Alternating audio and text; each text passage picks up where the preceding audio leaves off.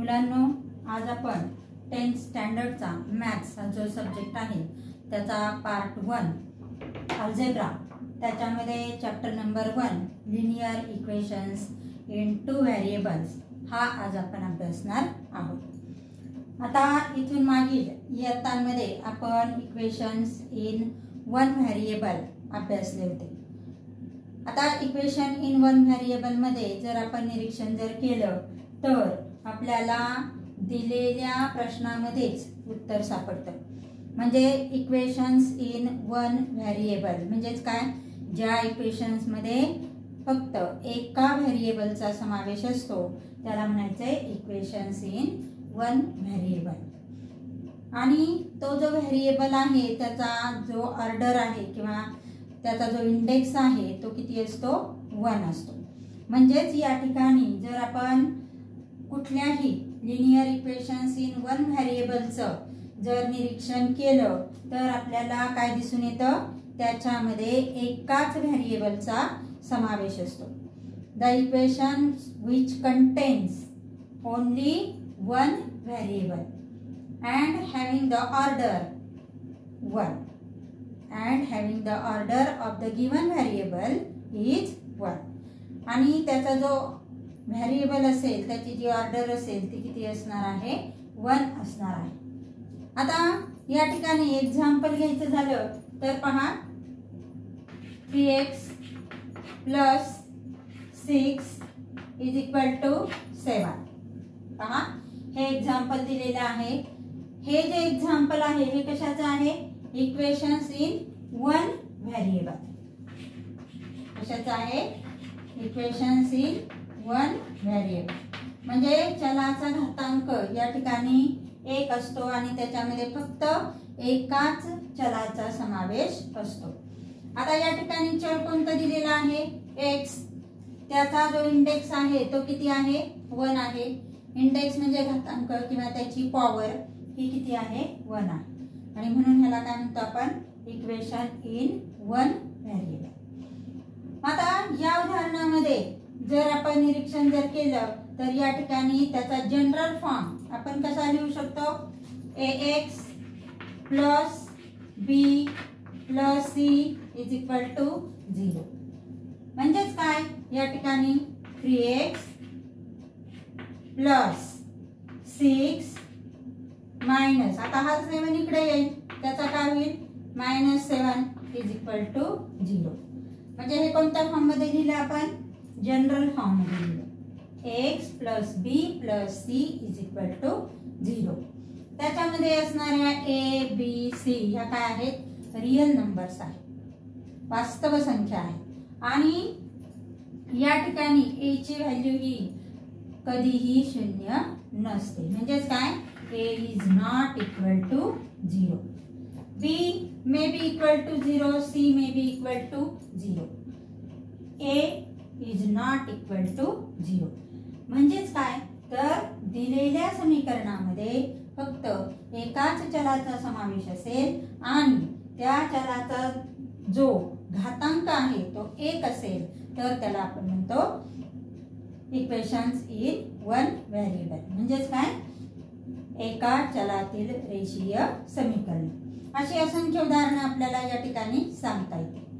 आता आपण पाहणार आहोत इक्वेशन्स इन 2 व्हेरिएबल। मगाशी सांगितल्याप्रमाणे या ठिकाणी सुद्धा आपल्याला प्रश्नामध्ये उत्तर आहे, इक्वेशन्स इन 2 व्हेरिएबल म्हणजे काय, त्या इक्वेशन्स मध्ये असणारा जो व्हेरिएबल आहे तो किती असणार आहे, 2 असणार आहे। म्हणजे 2 प्रकारचे व्हेरिएबल त्या ठिकाणी असणार आहे।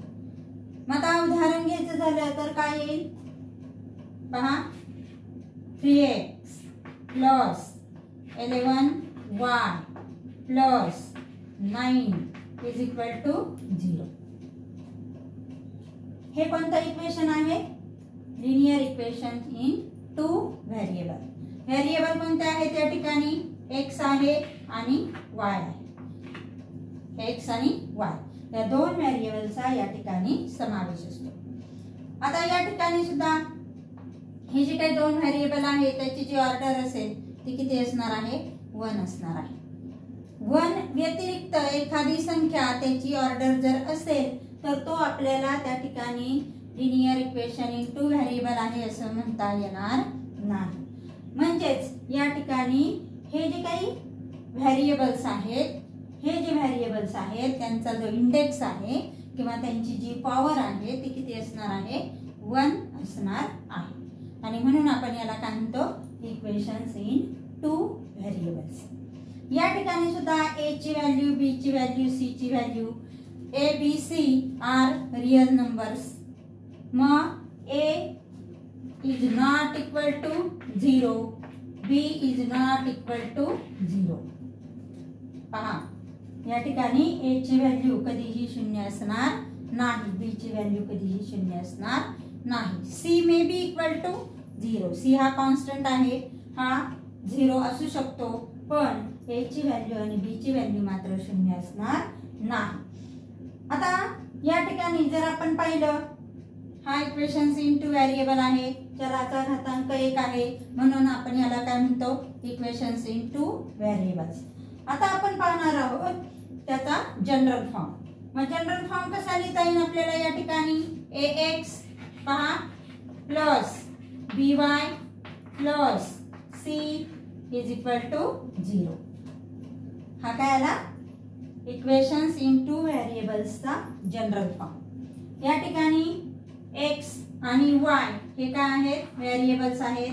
a b c हे काय आहेत, रियल नंबर्स आहेत. मगाशी सांगितल्याप्रमाणे a is not equal to 0, b is not equal to 0. आणि अशा पद्धतीनं या ठिकाणी आपण इक्वेशन्स इन टू व्हेरिएबल्स हे आपण अभ्यासले. आता या ठिकाणी इक्वेशन्स इन टू व्हेरिएबल्स मध्ये काही इक्वेशन्स हे असे असतात की त्यांना आपण इक्वेशन्स इन टू व्हेरिएबल आहे असं आपण म्हणू शकत नाही.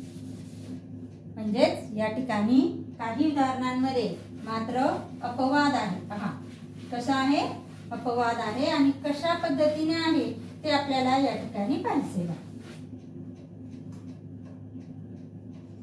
पहा एक उदाहरण घ्यायचंय आपल्याला, आणि त्या उदाहरणामध्ये जो काही व्हेरिएबल आहे त्याचा जो इंडेक्स आहे, जो व्हेरिएबल आहे आणि त्याचा जो इंडेक्स आहे तो 1 व्यतिरिक्त संख्या असेल, पण त्याला आपल्याला त्या ठिकाणी जो काही इक्वेशन इन टू व्हेरिएबल्स असं आपल्याला म्हणता येणार नाही.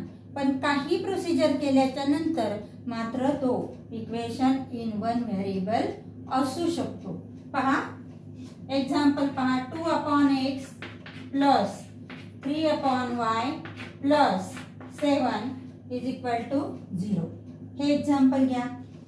आता ह्याच्यामध्ये जर आपण पाहिलं, x चा जो व्हेरिएबल आहे, सॉरी x चा जो इंडेक्स आहे किंवा पॉवर आहे ही किती आहे, या ठिकाणी 1 आहे. पण जेव्हा हा आपण x कुठं आहे, हा डिनॉमिनेटरला आहे, त्यावेळी हा जर न्यूमरेटरला नेला तर x चा जो इंडेक्स आहे तो किती होईल, 1 होईल. सॉरी x चा जो इंडेक्स आहे तो -1 होईल. म्हणजेच या ठिकाणी x चा इंडेक्स -1, त्यानंतर y चा इंडेक्स पण किती आहे, -1. याचं कारण हे दोनही कुठं आहेत, डिनॉमिनेटरला आहे. म्हणजे त्यांचा इंडेक्स किती आहे, -1. पण काही सबस्टिट्यूशन केल्याच्या नंतर मात्र आपण या ठिकाणी हा जो इंडेक्स आहे तो या ठिकाणी बदलू शकतो. म्हणजेच या ठिकाणी आपल्याला हा 2/x आहे किंवा 3/y आहे, हा स्प्लिट करायचा आहे. या ठिकाणी स्प्लिट करत असताना 2/x म्हणजेच काय, 2 × 1/x. पहा 2/x म्हणजेच काय, 2 × 1/x. हा x कुठं आहे, डिनॉमिनेटरला, तो तिथेच मांडलाय. 2 कुठं आहे, हा न्यूमरेटरला, तो तिथेच मांडलाय. याने काहीही फरक पडलेला नाही. फक्त आपण काय बाजूला घेतला, 1/x बाजूला घेतला. या ठिकाणी 3/y त्याचं पण तसंच करायचंय. 3/y इज इक्वल टू काय येईल, 3 × 1/y. आले लक्षात. म्हणजेच या ठिकाणी काय केलं आपण, 2 × 1/x, 3 × 1/y. हा 3 बाजूला घेतला, हा 1/y बाजूला घेतला. आता या ठिकाणी काय आलेले आहे पहा, 2/x आहे, त्याच्याऐवजी काय लिहायचंय 2 × 1/x प्लस 3/y म्हणजेच काय 3 × 1/y प्लस 7 = 0. पहा या ठिकाणी आता हा 1/x त्याच्याऐवजी काय म्हणायचा 1/x = m आणि 1/y = n. म्हणजे या ठिकाणी कन्सिडर करायचे आपण 1/x = m 1/y = n. मग या ठिकाणी 2 × हा 1/x ऐवजी काय येईल m प्लस 3 × 1/y ऐवजी काय येईल n प्लस 7 = 0. म्हणजेच आपल्याला इक्वेशन काय मिळाले पहा 2m प्लस 3n प्लस 7 = 0. म्हणजे आपण काय केलं या ठिकाणी दिलेलं जे इक्वेशन आहे हे इक्वेशन्स इन 2 व्हेरिएबल नाही, परंतु ते आपण कशामध्ये कन्वर्ट केलं इक्वेशन इन 2 व्हेरिएबल मध्ये कन्वर्ट केलेलं आहे. अशा पद्धतीने आपण या ठिकाणी हे जे कन्वर्जन आहे हे कन्वर्जन करू शकतो. त्यानंतर पुढे आपल्याला एक पुस्तकामध्ये ऍक्टिव्हिटी दिलेली आहे पहा, आणि या ऍक्टिव्हिटी मध्ये आपल्याला काय करायचंय दिलेले जे इक्वेशन्स आहेत हे इक्वेशन्स इन 2 व्हेरिएबल्स आहेत किंवा नाहीत हे आपल्याला ओळखायचे. आता प्रत्येक उदाहरण आपण या ठिकाणी सोडवून घेणार आहोत, त्यामुळे व्यवस्थित लक्ष द्यायचंय.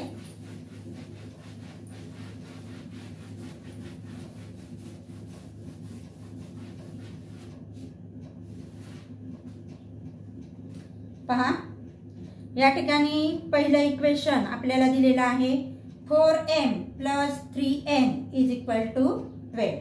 पहा 4m प्लस 3n = 12. आता या इक्वेशन मध्ये इक्वेशन इन 2 व्हेरिएबल आहे का हे ओळखायचंय.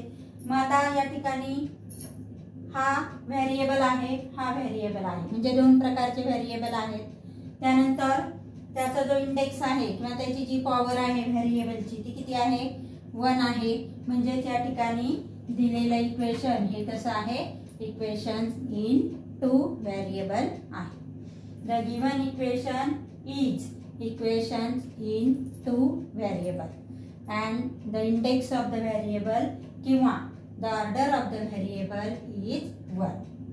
आले लक्षात. त्यानंतर पुढचं उदाहरण पहा 3x² - 7y = 13. पहा 3x² - 7y = 13. आता ह्या इक्वेशन मध्ये पहा पहिल्यांदा आपण दिलेलं जे इक्वेशन आहे ते इक्वेशन जनरल फॉर्म मध्ये मांडून घेऊयात.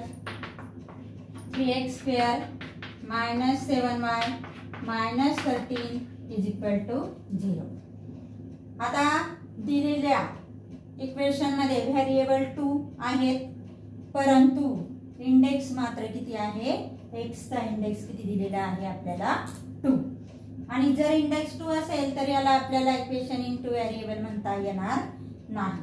म्हणजे this is not the equation in 2 variables. आले लक्षात.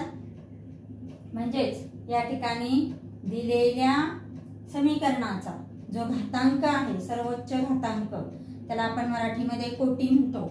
हा जो कोटी आहे तो किती आहे 2 आहे, आणि आपल्याला किती पाहिजे इक्वेशन्स इन 2 व्हेरिएबल्स मध्ये 1 पाहिजे. इथं किती दिलेलं आहे 2 दिलेला आहे, म्हणून याला इक्वेशन्स इन 2 व्हेरिएबल्स म्हणता येणार नाही. It is not the equations in 2 variables. त्यानंतर पुढचं एक्झाम्पल पहा √x - √5y. एक मिनिट. √2x minus √5y